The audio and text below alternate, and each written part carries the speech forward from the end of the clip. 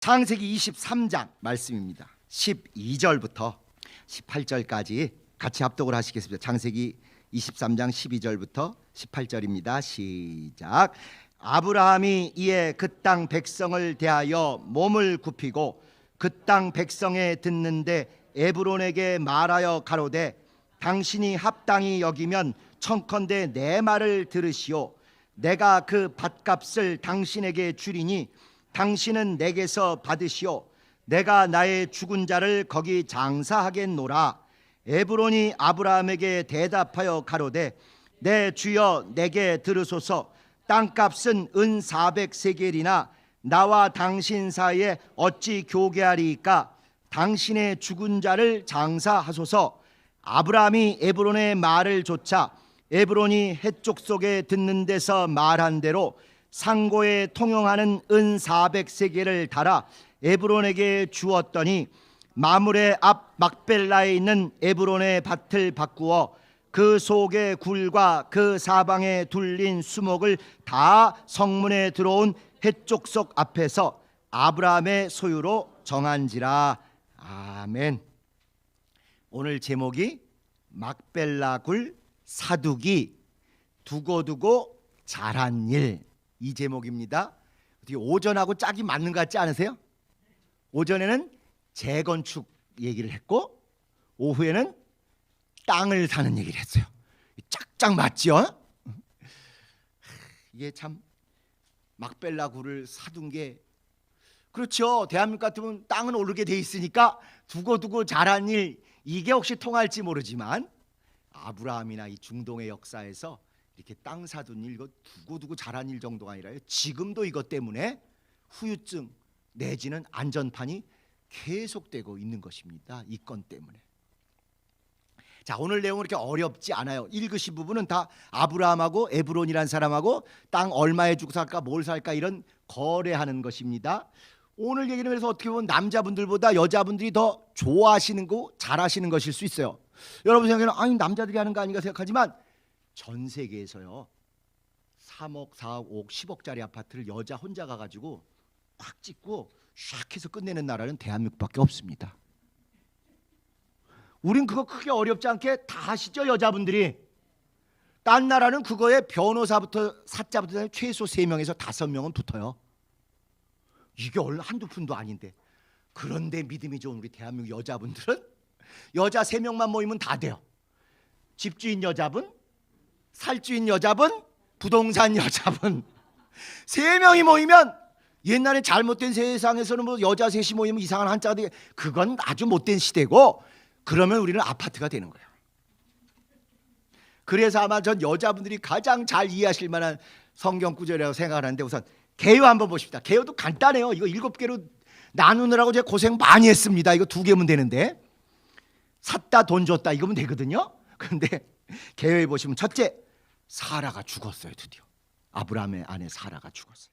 두 번째는 아브라함이 헷족 속에게 매장지의 매입을 요청했고 그래서 허락을 받았어요. 아무리 자기네 사는 땅이 아니니까.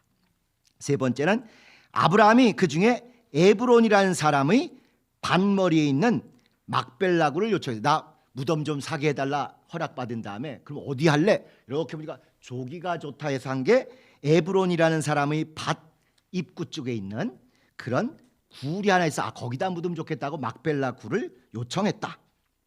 그런데 에브론이 밭과 굴을 모두 매입할 것을 요구했다.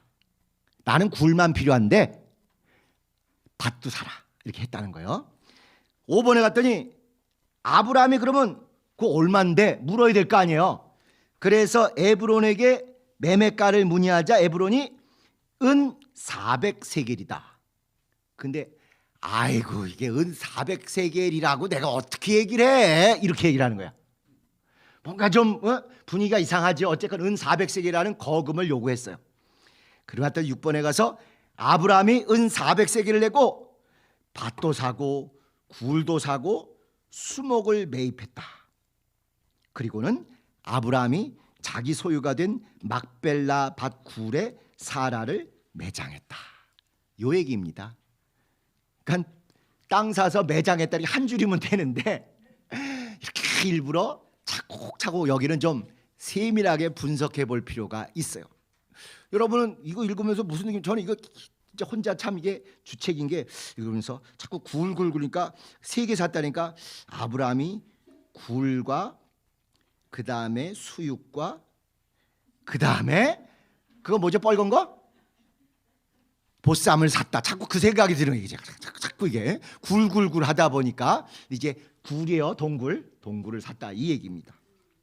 자, 이제 이런 개요인데 이 질문이 사실은 우리는 상상도 안 하는 질문들이 여기 많이 숨어 있습니다. 하도 많다 보니까 어떻게 하다가 8개가 됐어요. 대충 7개 자르는데 그것도 또 7개 자르다고 2번이 2개 되는데 어쨌든 한번 보시면 1번 사라가 죽었는데 그 죽었다는 사실 외에 굳이 127세라는 나이를 언급한 이유는 뭘까? 23장의 맨 앞에 보시면 이렇게 되어 있습니다. 사라가 127세를 살았으니 이것이 곧 사라의 향년이라. 많이 살았죠. 물론 이제 1000살 가까이 살던 그 앞에 분들에 비해서는 조금 덜 사는 것 같지만 어제 제 딸한테 이 얘기를 잠깐 했더니 그때 그랬어요. 그런데 근데 그게 다가 아니고 그 이후에 아브라함이 또 세컨드도 얻었다. 그들아라고 했더니 애가 깜짝 놀래가지고 아니 이거 도대체 아니 어떻게 그런 일이 있을 수 있냐고. 자기는 아브라함과 사라만 교회에서 배웠는데 아빠 진짜냐고. 아빠를 안 믿을 정도로 그렇게. 나중에 그들아로 또 얻습니다. 하여튼 그건 다음 그때 가서 한번 만나 보십시다. 근데 왜 굳이 127세를 언급했느냐? 또 127세라 했더니요. 여기는 안 계시는데 한창 잘 나갈 때 이렇게 또 타짜 소리 들으신 분들은 127이 만들어지기 위해서 뭐 이런 얘기를 하시더라고요. 이게 또 화투세계에 계셨던 분들이 이게 무슨 소리인지 아셔요. 그러니까 각자 이게 듣고 느낌이 다른 모양이에요. 근데 어쨌건 127세를 살다가 죽었는데 왜 굳이 이 얘기하느냐? 이게 중요합니다. 왜냐하면 우리 왜 믿음의 조상들 뭐 몇 세 향유하고 아들 딸 낳고 몇 세 때 죽었다 이런 얘기 많이 있다는 거 다 아시잖아요.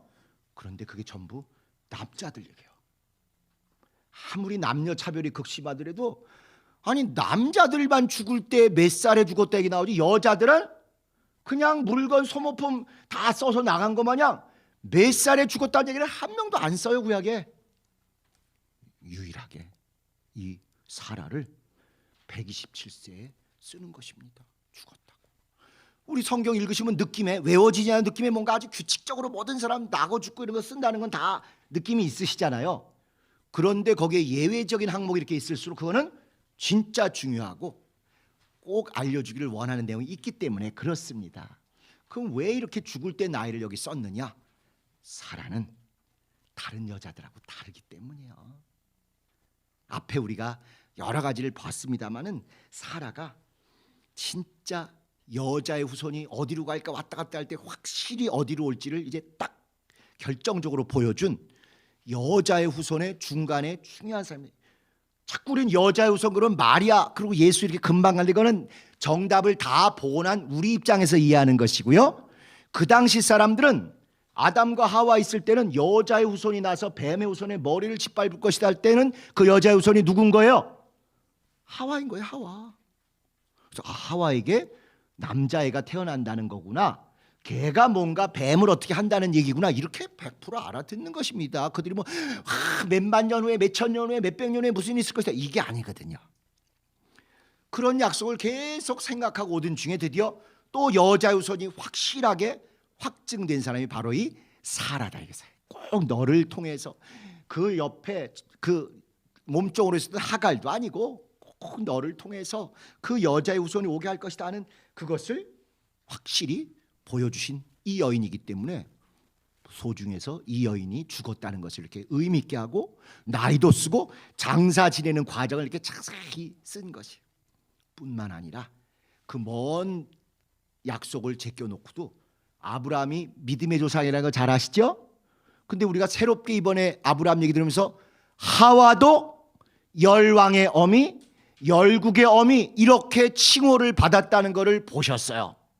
지금까지 우리는 항상 아브라함만 믿음의 조상, 열국의 아비 이렇게 했는데 똑같이 하와도 열국의 어미, 열왕이 나오는 어미가 된다고 약속하셨어요. 그래서 다른 사람들하고는 급이 다르고 격이 다르기 때문에 이렇게 딱 써주신 것입니다.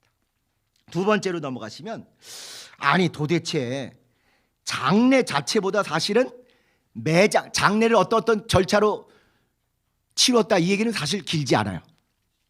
나중에 야곱이 죽었을 때 요셉이 무슨 염두하고 미라도 만들고 이런 얘기 자세히 나오긴 해도 여기 장례에 대해서 그 절차 자체는 안 나오는데, 매장지, 장지 확보하는 부동산 거래 얘기는 거의 대부분을 다 채워서 자세히 나왔습니다. 도대체 장례 자체보다 이렇게 매입을 길게 한 건 뭐겠어요? 이게 매입이 뭔가 중요하고 의미가 있으니까 이렇게 길게 썼겠죠. 항상 아브라함에게 있어서 어떤 일이 벌어졌다 그러면 세 가지 중에 하나입니다.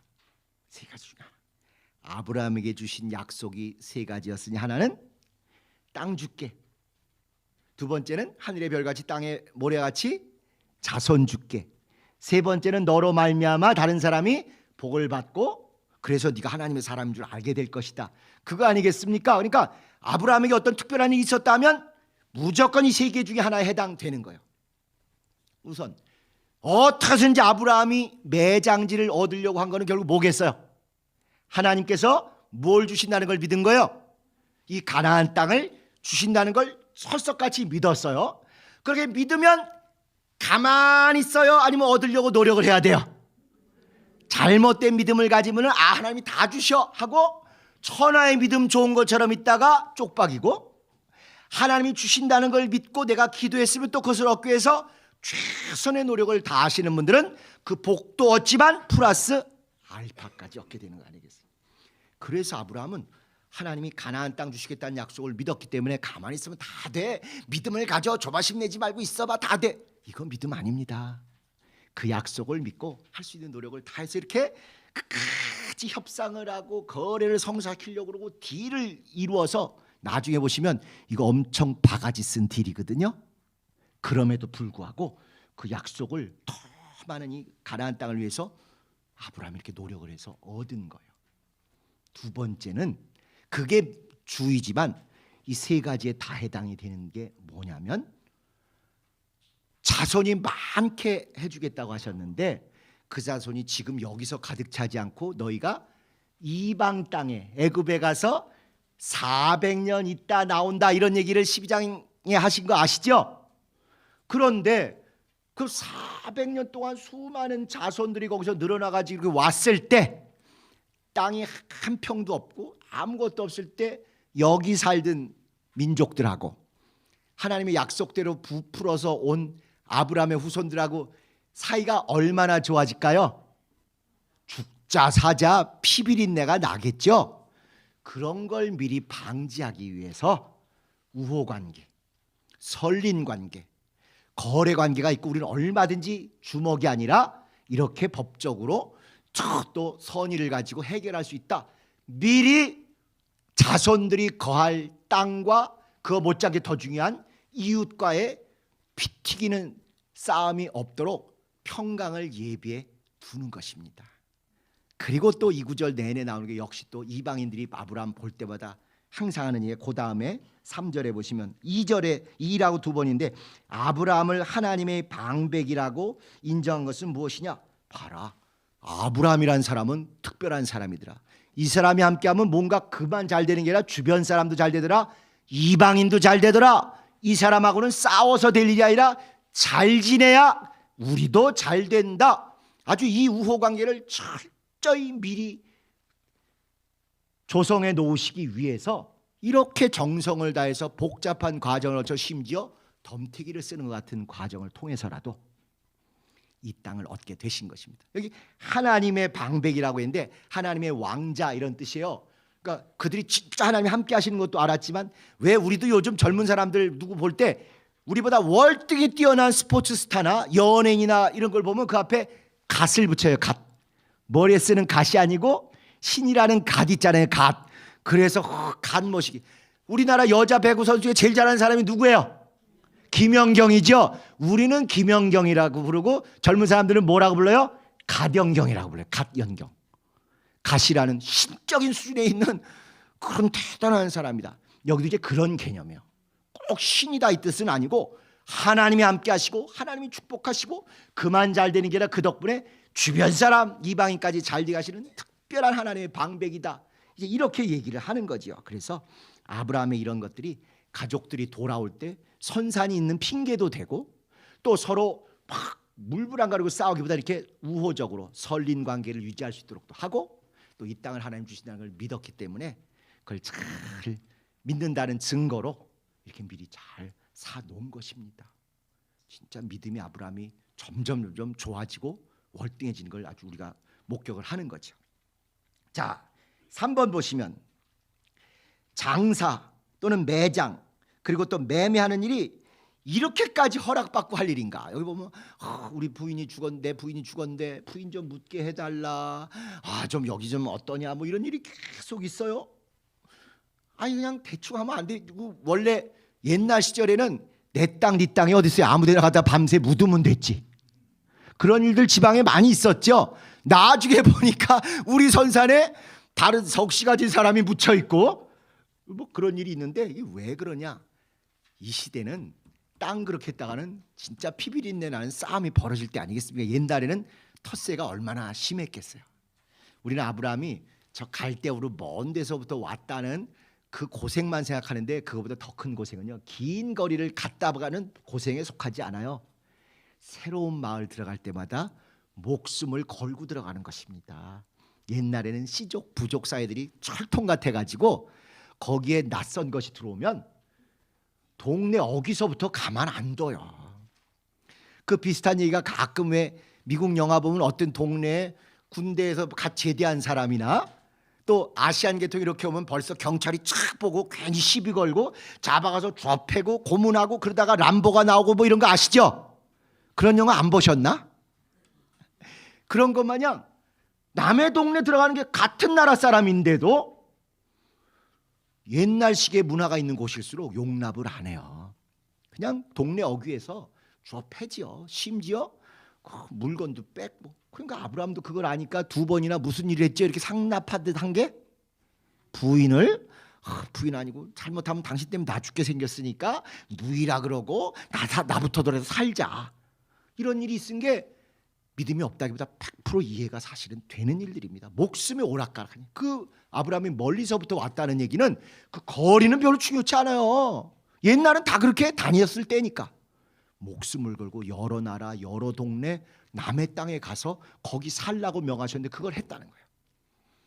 그렇게 얹혀 사는 것도 눈치 보이는데 허락도 안 받고 부인 죽었다고 남의 땅에 묻으면 그 당시 사고방식으로는 그 땅을 주관하는 자기네 신을 모독하는 게 되는 거예요. 우리도 옛날에 다 그런 식 아니었습니까? 우리 동네 수호신이나 지방신이나 이런 신이 있는데 거기를 전혀 허락도 안 받고 잡것이 와서 뭘 묻었다. 그 꼴을 못 보죠. 그렇기 때문에 이 당시 사람들은 어디 남의 땅에 누굴 묻는다는 거 상상하기 어렵습니다. 여러분 혹시 모세오경 읽다가 슬로브앗의 딸들의 얘기를 들으신 적이 있으신가요? 슬로브앗이라는 사람이 이게 아들을 못 낳았어요. 딸만 낳았어요. 그런데 그 당시 이스라엘은 12지파 땅을 딱 구분했지 않습니까? 너는 경기도 땅만, 너는 강원도 땅만, 뭐 이런 식으로. 근데 그 땅은 꼭 남자를 통해서만 유전되지 여자는 시집가 버리면 그 집 사람이 되니까 너는 소유권이 없다. 왜? 여자에게 소유권을 주면 여기는 예를 들면 루벤 지파, 여기는 유다 지파 땅인데 얘가 루벤 지파로, 유다 지파가 루벤 지파로 시집을 가버리면 여기 땅이 시대 것이 돼서 뽀뽀하게 알박기 마냥 누구 땅이 생기는 거예요? 루벤 땅이 생긴다. 이거는 절대 이스라엘의 신앙에 용납이 안 되는, 지파별로 뚝뚝 띄어졌는데, 그러니까 그 당시까지는 여자들은 시가고 남의 사람 될 것이기 때문에 땅 상속 못 받는다. 이렇게 이제 은연중에 됐었어요. 뭐 우리도 똑같잖아요. 문중에서 여자들에게 유산 일정 부분이라도 주기 시작한 지 몇 년이나 됐습니까? 아마 법적으로 10년 정도 됐을 것 같아요. 그게 다 옛날 사고방식이거든요. 여자에게선 그런 거 안 된다. 그러니까 그 똑똑한 딸들이 딱 모세에게 나와가지고 이거 부당하다. 우리 아빠가 아들 못 낳고 딸만 낳은 게 우리 아빠 책임이냐 하나님 책임이냐. 아니 이렇게 하나님하고 따져야 됩니다, 여러분. 진짜잖아요. 아빠가 잘못한 게 아니라 하나님이 태를 열고 닫으시는 분이신데 모세가 그걸 팍 찔리니까 입이 막히는 거예요. 천하의 모세라도 이분들이 믿음에 확실한 항의를 하니까 알겠다고. 그럼 대신 조건이 있다. 너희들이 다른 지파로 시집가지 않고 같은 지파 내에서만 만약에 결혼을 하면 그 문제가 발생하지 않으니 그러면 너희들에게 이 땅 상속권을 인정해 주마. 그래가지고 그 당시를 아주 획기적인 여권 신장에 아주 중요한 의미를 갖는 여자도 땅을 기업으로 얻는 그런 걸 이제 약속은 했어요. 근데 이게 가나안 땅 들어가기 전에 한 어음입니다. 들어가서 어떻게 될지는 가봐야 되는데 모세가 들어갔어요? 못 들어갔어요? 못 들어갔어. 어음 발행자가 이 어음 부도나게 생겼어요. 나중에 여호수아한테 딱 와가지고 모세하고 우리가 이렇게 얘기했다. 믿어라. 증서는 없지만 그러니까 그걸 인정하고 결국은 슬로보아스의 딸들은 그들의 믿음과 똑똑한 율법의 정신을 깨달은 그 능력 때문에 깜짝 놀랄만한 그런 큰 하나님의 축복을 받았어요. 이만큼 이 시대에는 우리 지파, 우리 민족, 우리 구역에 남의 사람이 들어와서 땅을 차지한다는 것은 용납이 안 되는 굉장히 죽자 살자 한판 붙을 수 있는 그런 도발적인 일이었습니다. 그걸 잘 아는 이미 이방 생활을 해봐서 그걸 잘 아는 아브라함이니까 이제 예의를 갖추고 어떻게든지 갈등 없이 그리고 아까 말씀드린 후대 내 자손들이 여기 돌아와도 선산이 있고 또 우리가 사둔 땅이 있고 그들이 여기서 이들과 화평하게 하기 위해서 미리 이렇게 지혜로운 일을 다 했던 그런 모습입니다. 자, 그 다음에 이제 4절부터가 이게 아주 중요해요. 4번부터가 이게 무상으로 에브론이 준다 그랬어요. 우리가 아까 읽으신 데 보면 15절에 이런 표현도 있어요. 내 주여 내게 들으소서 땅값은 은 400세겔인데 예를 들면 400억인데 아이고 나와 당신 사이에 어째 이게 내가 뭐 값을 얘기하고 이럴 수 있겠습니까? 이러는 거예요. 그런데도 아브라함은 하나님의 은혜다고 덥석 받으면 될 텐데 그럴 수 없습니다. 제가 드려야지 하고 굳고 400억을 다 주네요. 그거 어쩌자는 겁니까? 이게 진짜 에브론이 무료로 가지세요 이랬던 거였을까요? 아브라함이 사람이 좋아가지고 가지려는데도 굳고 돈을 다 지불하고 가진 걸까요? 산전수전 겪어보면 그 사람이 어떤 말을 할 때 저게 무슨 의도인지를 딱 알아보는 거죠. 혹시 여기 충청도 분 계시나요? 충청도 분? 저 전에 한번 그 김익현 목사님께 들었는데 충청도에서는 그런다며요. 할머니가 이게 시장통에 좌판에다가 또는 양재기에다가 무슨 나물 이렇게 놓고 파는데 지나가던 사람이 할머니 이거 얼마요? 그랬더니 아이고 이걸 내가 어떻게 돈 주고 팔아? 뭐 이런다 그러시더라고. 팔려고 갖다 놓고서도. 그래서 그래도 얼마인지 얘기를 해주시.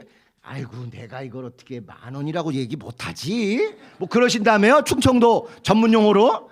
그래서 그러면 10,000원 안 될 것 같은데 그래도 한 1,000원만 깎아주시고 일찍 들어가시게 제가 도와드릴 테니까 9,000원에 다 주세요. 그랬더니 아이고 이거 내가 염을 주고 말지 뭐 9,000원에 어떻게 냉겨 뭐 그러는 게 충청도 얘기를 하대요. 그걸 우리 같은 사람은 100% 글자대로 믿고 이걸 내가 어떻게 팔아 그냥 가져가시고 그러면 가져왔을 것 같아. 칼부림 나는 거죠 뭐. 딱 이 성경의 사건이 그 사건이에요.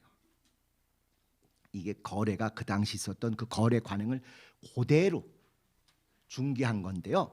처음에 아브라함이 도대체 누구 땅인지 어디 가야 되는지 잘 모르니까 그 지역에 유력한 그 지역 전체를 다스리고 있는 해쪽 속에 아마 우두머리에게 브로커에게 얘기를 한 거예요. 내가 죽은 아내를 장사하기 위한 땅이 필요하다 좀 알아봐 달라.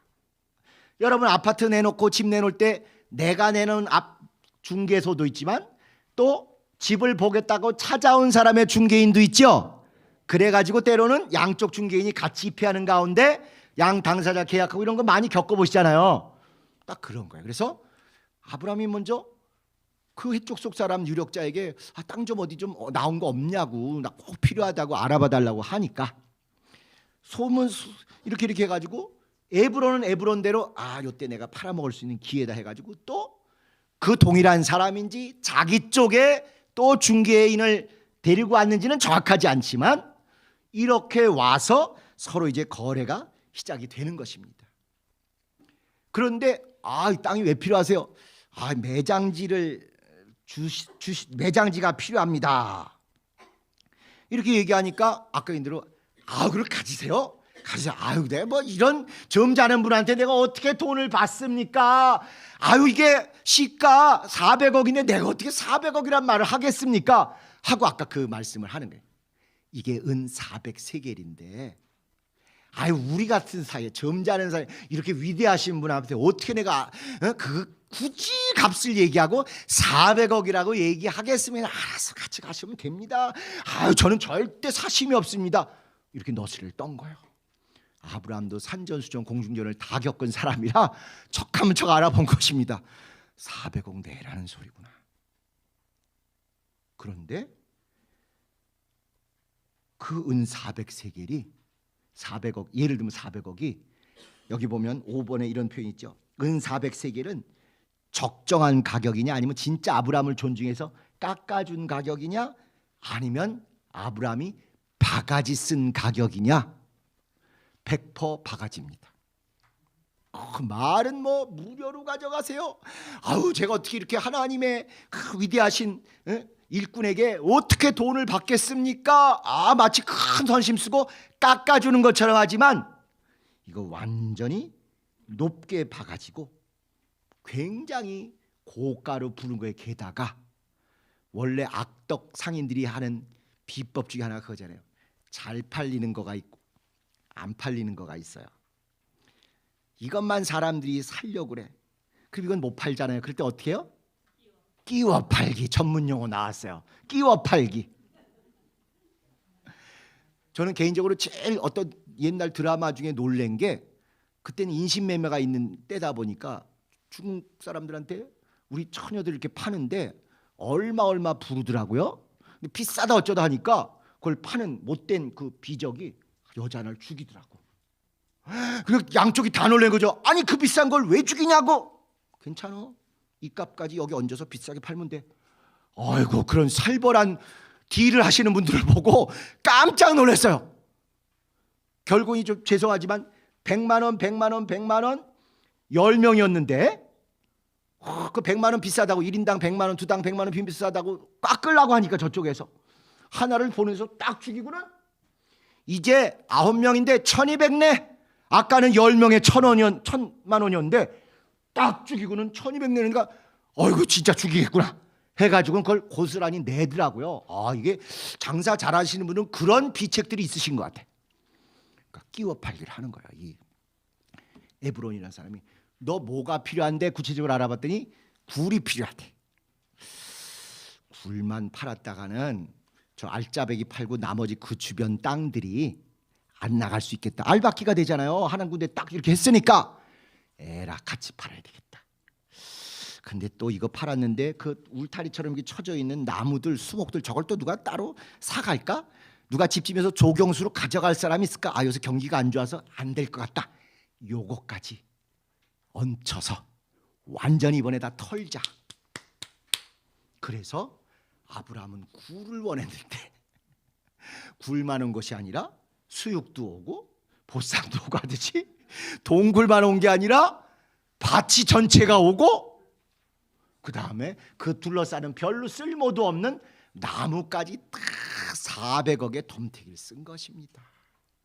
아이고 우리 불쌍한 아브라함. 이게 하나님의 사람이고 영감 있는 사람이 이렇게 당했을 때 우리는 우리의 주인공이 우리가 응원하는 사람이 영화에서 드라마에서 이렇게 당했을 때 어떻게 해요? 내가 더 분이 나잖아요. 그래서 우린 믿음이 없는 건가 봐요.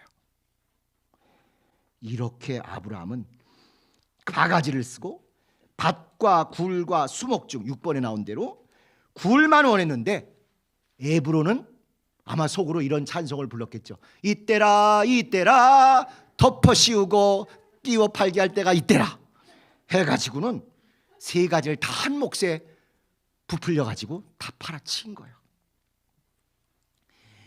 원래 여기 나올 때는 그 앞에 브로커한테 얘기했을 때 무료로 사용하시라고 분명히 그랬어요. 그 말에 속았다가는 칼부림 나는 겁니다. 또 그냥 굴만 어떻게 사가도록 이렇게 매입제한 미끼를 이렇게 던진 다음에 미끼를 문 것 같으니까 이렇게 살살살 끌어가지고 결국은 굴뿐만 아니라 밭과 수목까지 다 팔았어요.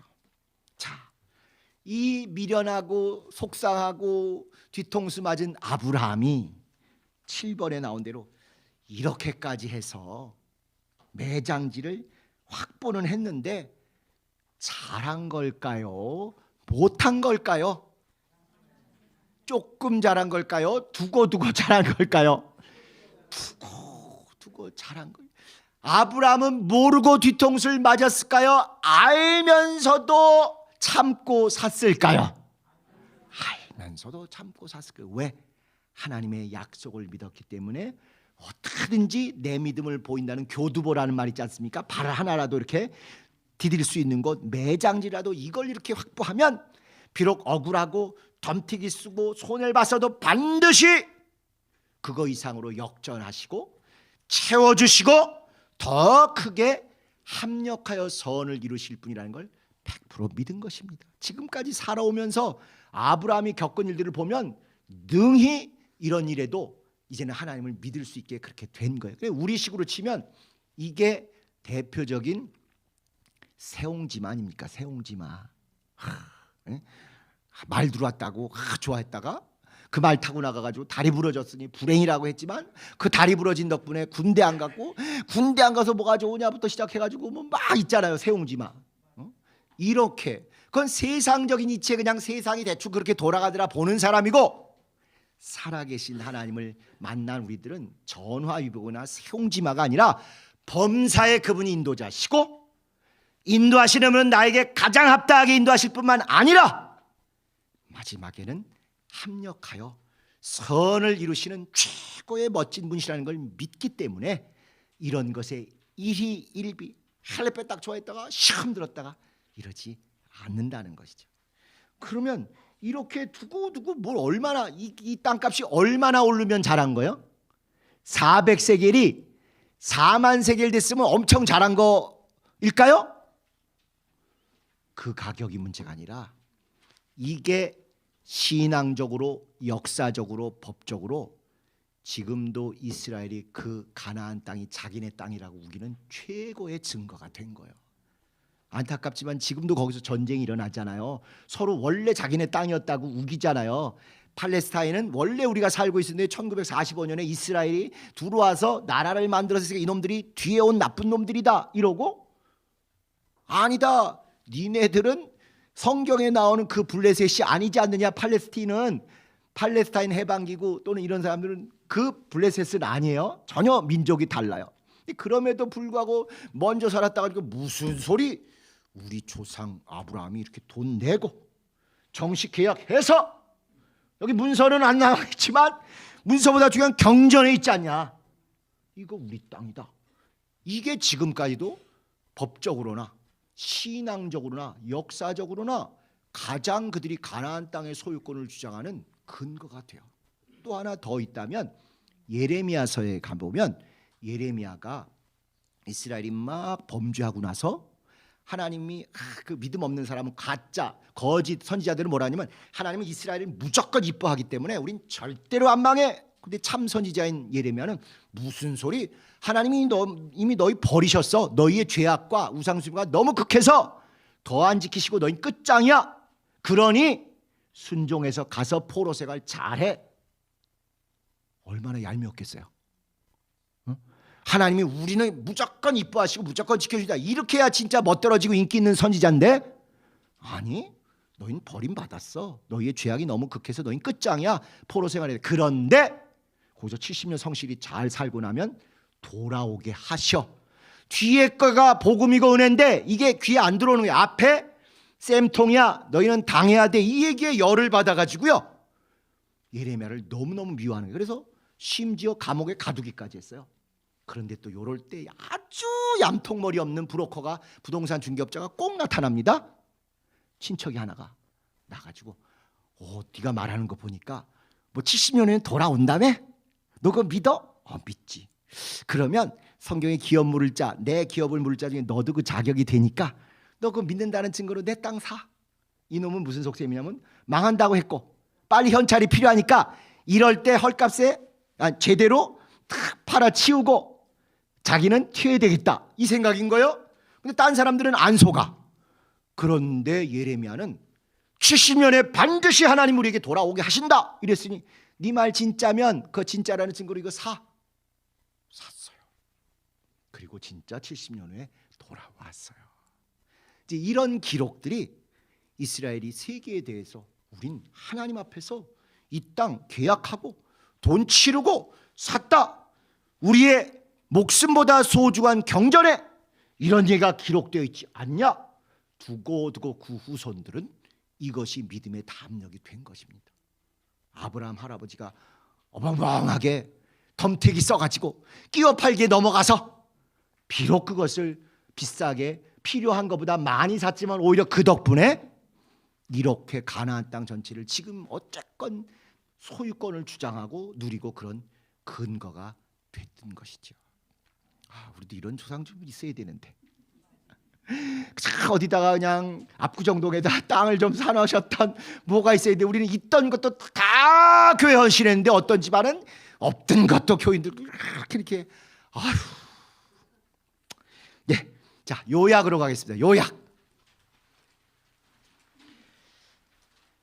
여자의 후손을 낳은 여인, 열국의 어미인 사라가 유일하게 나이가 기록된 여자로서 죽었습니다. 성경은 절대 남성 우위, 여자 천시 이런 책이 아니라는 거. 우리의 눈이 삐뚤어돼 가지고 그런 것만 보였고 한국의 남자 설교자들 권위주의적이고 가부장적인 설교자들이 그런 것만 해서 그렇지, 비록 50대 50은 아니어도 얼마든지 하나님이 여성들도 동등하게 존중해 주시고 배려해 주신 얘기들이 많았다는 거. 심지어 부활의 첫 증인, 첫 복음의 설교자들은 남자였어요, 여자였어요? 여자였잖아요. 사도도 아니고 베드로도 아니고 요한도 아니고 여자들이. 그 제자들은 죽을까 봐 무서워서 닫아 걸고 막 숨어 있었는데 여자들은 끝까지 주님께 마지막 도리를 다하지 못한 게 안타까워서 향유를 발라드리려고 무덤에 갔다가 복음의 시작, 부활하신 주님을 만나고 주님 부활하시던 소식을 만방에 전하고 제자들에게까지 전하는 복음의 첫 증인, 부활의 첫 증인, 첫 기독교회의 설교자들이 됐던 거예요. 그런 정도로 성경은 남녀 차별보다는 우리 눈이 짝짝이해서 잘 안 보인 것이지 동등하게 진짜 애쓰고 수고한 우리 여인들을 굉장히 존중하고 있는 그런, 그 당시로는 거의 혁명적인 그런 책입니다. 자, 두 번째 요약, 두 번째 보시면 아브라함과 에브론 사이에 선의인지 사기인지 모호한 땅 거래가 성사되었다. 그렇습니다. 겉으로 말은 가지세요. 무료로 쓰세요. 제가 어떻게 가격이 400억이라고 얘기를 하겠습니까? 그냥 갖다 쓰세요. 이제 굴만 필요하시다고요? 밭도 필요하실 텐데 나중에 수목도 다 돈이 될 겁니다. 되게 위하는 척하고 이렇게 했지만 결국은 당했다 이거예요. 그래서 글자만 보면 선의로 호의로 주는 것 같지만 결국 거의 사기에 가깝게 모호하게 땅을 얻었지만 결국 지는 듯해도 이기는 게 기독교인이라고 말씀드렸죠. 제가 책 소개해드린 거 있잖아요. 이기는 정주용, 지지 않는 이병철. 그런데 우리 기독교인들은 지는 것 같아도 결국 이기는 사람들, 지는 듯 보여도 이기는 사람들, 지는 듯 보여서 죽으셨던 예수께서 온 우주안에 절대로 한 사람도 이겨본 적이 없는 사망을 이기고 부활하신 그분을 따라가는 분들, 그런 사람들 아닙니까? 지는 듯해도, 당하는 듯해도, 봐주는 듯해도, 넘어가는 듯해도 히히 그러면서도 결국은 그 전체를 얻고 영혼까지 얻고 하늘까지 얻는 그런 사람들이 우리의 모습입니다. 그래서 이렇게 정말 합력하여 선을 이루시고, 어떤 사람은 우리 속담에 그런 거죠. 자빠져도 꼭 코가 깨지는 사람이 있는 걸 안 되기로 작심한 사람. 그런데 되는 사람은 엎어져도 어디 엎어진다고요? 오이밭에 꼭 엎어지고. 근데 우리는 이게 순간순간은 코가 깨진 건지 오이밭에 엎어진지 잘 모르지만 100% 우리를 인도하신 하나님을 믿고 갔더니 합력하여 최고의 선을 이루신다는 거, 이거 믿고 오늘도 우리는 묵묵히 갈 수 있는 것입니다. 자, 3번, 아브라함은 가족묘지용 땅 구입을 통해서 훗날에 법적 소유권을 인정받을 땅을 확보했다. 정말 우리 아버지 아브라함이여 하는 말이 나올 만큼 그 덕분에 오늘의 이스라엘이 이렇게 나름대로 터전을 잡고 또 그들 나름대로 메시아를 기다릴 수 있는 근거가 생겼던 것이죠. 저장, 이제 이것만 저장하고 가시면 됩니다. 신앙인은 거래 관계에서 선한 부여자, 선량하기 때문에 롯에게 그랬잖아요. 네가 먼저 골라라. 조카한테 네가 먼저 좌하면 내가 우하고 네가 우하면 내가 좌하겠다. 이렇게 선한 부여자로 될 수도 있지만, 이렇게 했더니 또 이걸 악용해서 나를 등쳐먹는 뭐라고 돼 있어요? 어벙한 호구도 될 수 있다. 기분 나쁘시죠? 근데 우리가 예수 믿는 걸 너무 잘 알고 아주 정말 교회를 위해서 이웃을 위해서 열심히 사는 걸 알면 칭찬하고 존중하는 사람만 있는 게 아니라 악용하는 사람이 항상 있지 않습니까? 쟤는 우리가 세게 나가도 험악하게 못해. 왜? 교회 다니니까. 뻔히 보는 데서까지 그러지 않겠습니까? 우리가 예수를 잘 믿고 진실하게 이웃에게 예수도 전하고 양보하고 이렇게 될수록 많은 사람이 더 우리가 하나님의 사람인 걸 인정하고 좋게 보지만, 항상 마귀가 에덴을 떠나지 않고 있는 것처럼 교회 안에서조차도 그런 선의를 악용하는 악한이 있고 우리는 어벙벙한 호구로 보일 가능성이 있습니다. 그리고 그걸 하나님이 막아주시지 않는 이상은 허락하실 때는 당할 수도 있어요. 너무 그냥 슬금슬금 할 수는 없는 거죠. 그런데 2번을 보시면, 그럴 때 어차피 둘 다를 취할 수 없으면 나는 신앙인답게 뭘 취할 것이냐? 명분과 실리. 나는 예수를 제대로 믿는 사람이라는 최고의 명분을 취하는 대신 돈은 좀 손해를 보겠다. 이것입니다. 아브라함이 진짜 하나님의 사람, 아브라함을 통해서 주변 사람이 복받는 사람, 이렇게라도 내가 좀 바가지 쓰고 저 사람 돈을 더 챙겨서 아브라함 덕분에 자기가 돈 벌었다, 이런 얘기라도 나오게 그렇게 거룩한 명분, 신앙의 명분을 취하려고 하니까 실리는 좀 손해볼 때가 있다는 거예요. 또 법적 권리, 지금은 내가 억울하고 힘들기라도 어쨌건 하나님과의 관계에서 교회 일에서 이게 필요하니까 트집 잡히지 않도록 법적으로 안전하게는 해놔야 되겠다. 나중에 주님이 하려고 그러는데 막 와서 머리띠 두르고 교회 와서 데모하고 그러면 얼마나 우리가 험악해지겠어요. 차라리 내 일이면 내가 그걸 당하는데 교회 일이 이렇게 부끄럽고 사회에 지탄받는 것을 대면 안 되겠다 하면 교회 일은 더 법적으로 안전하게 완벽하게 해야죠. 근데 과거에 우리 교회가 에이 대충 하자 하니까 이렇게 모든 우리 교회 재산이나 법률 행위라는 걸 지금 해보려고 보니까 다 걸려있는 게 다. 강남 예배당은 예배당이 아니라 그래가지고 예배를 못 드리고 그냥 노유자 시설, 복지시설로 돼 있어서 제대로 이용을 못하는 것부터 시작해서, 안산 예배당도 예배당이 아니니까 거기서 주일 예배를 못 드리게 막 쫓아내고 이런 일들이 벌어지는 것입니다. 다 편법과 불법으로 이렇게 되다 보니까 내 일이면 차라리 그러세요. 그러나 교회 일이고 주님의 명예가 달린 일인데 그렇게 함부로 했더니 지금 와서 세상이 손가락질하고 공무원들이 뭐라고 하는 그런 지경을 너무 당하게 된 것이죠. 그래서 우리는 앞으로는 우리 개혁성락교회는, 개혁된 공동체는 법적 권리에서 하자가 없고 선한 사임을 세상 앞에서 드러내야 되고, 그리고 영적 부여가 있어 필요에 따라서 향유도 할 수 있는 이런 양면을 잘 구별해서 가능하면 다 할 수 있게 이렇게 되도록 노력할 것입니다. 그리고 또 정당한 지출을 낼 건 내요. 무조건 교회 일이라고 김 집사님이 그 업을 하신데 아유 교회 일이니까 무조건 봉사해, 그거 아닙니다. 정상적으로, 물론 다른 사람은 이문을 50% 붙일 걸 우리 집사님이 하셔서 30%만 붙일 수 있지, 30%도 때가 아닙니다. 이문을 정당하게 인정하시고 주셔요. 그리고 그분이 믿음으로 은혜도 받고 또 기쁨이 있어서 그 버신 중에 헌신하게 하시는 게 옳은 거지, 교회가 갑질처럼 너 무조건 깎어, 교회 일인데 주님 일인데 어디 여기서 돈 받으려고 그래, 이런 식은 옳은 믿음이 아니에요. 말은 그렇게 하면서 교회에서 사채이자까지 받아간 사람도 있잖아요. 이것보다 10배 100배 악한 거 아닙니까? 정상적인 업을 가지고 교회를 하면서 100원어치를 했어도 오히려 교회이기 때문에 더 정말 50%를 더해서 열심히 했을 게 분명한데도 그걸 또 깎고 이러고, 아닙니다. 정당하게 인정하고 합당한 이윤을 제공하는 거예요. 그런데 그분이 또 받긴 받았지만 또 주님의 은혜 때문에 헌신하면 그게 100점 200점짜리 온전하고 성숙하고 개혁 공동체다운 그런 믿음이 될 것입니다. 정당한 지출을 해야지 또 은혜로 어떤 사람 나는 안 받아도 돼요, 이건 무료로 해드릴게요, 그건 그렇게 또 하나님이 감동하시면 은혜로 호의가 있을 수 있어요. 근데 강요하고 갑질하고 앞으로 교회를 할 것 같으면 이거 이렇게 안 돼, 절대 그건 교회가 아니고 조폭들이 하는 짓입니다.